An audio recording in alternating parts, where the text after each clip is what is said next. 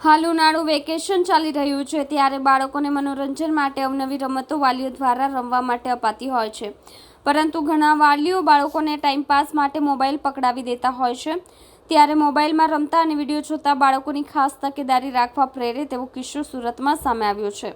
અહીં મોબાઈલ જોતું બાળક મોંમાં રાખેલો સિક્કો ગળી ગયો હતો, જેથી શ્વાસ સહિતની તકલીફ થતાં માતા પિતા હોસ્પિટલ દોડી આવ્યા હતા.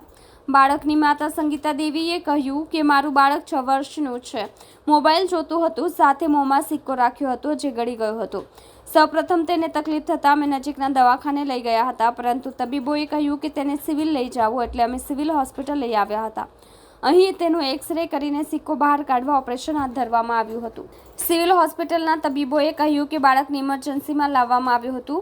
તાત્કાલિક તેનો એક્સ-રે કરવામાં આવ્યો હતો, જેમાં બાળકના ફેફસા વચ્ચેની નળીમાં સિક્કો દેખાયો હતો, જેથી તાત્કાલિક તેને ઓપરેશનમાં લેવામાં આવ્યો છે. ઓપરેશન બાદ સિક્કો સલામત રીતે બહાર કાઢવામાં આવે તેવા પ્રયાસો હાલ તબીબી ટીમ દ્વારા કરવામાં આવી રહ્યા છે. જો કે બાળકોને સિક્કા કે મોબાઈલ આપતા પહેલા દરેક માતા પિતાએ સાવધાની રાખવી જોઈએ.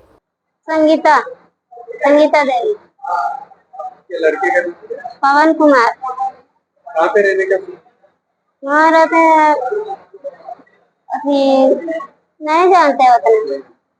सिविल हॉस्पिटल कब आए? हाँ जानते हैं। क्या हुआ था आपके बाबा के? क्या हुआ था बच्चे के? अभी बात कर रहे थे ना मेरे साथ, क्या हुआ? इनको सिक्का डाल लिया ने। क्या पे? इसकी उम्र कितने साल की है? 6 साल। कैसे डाल दिया? क्या करता था?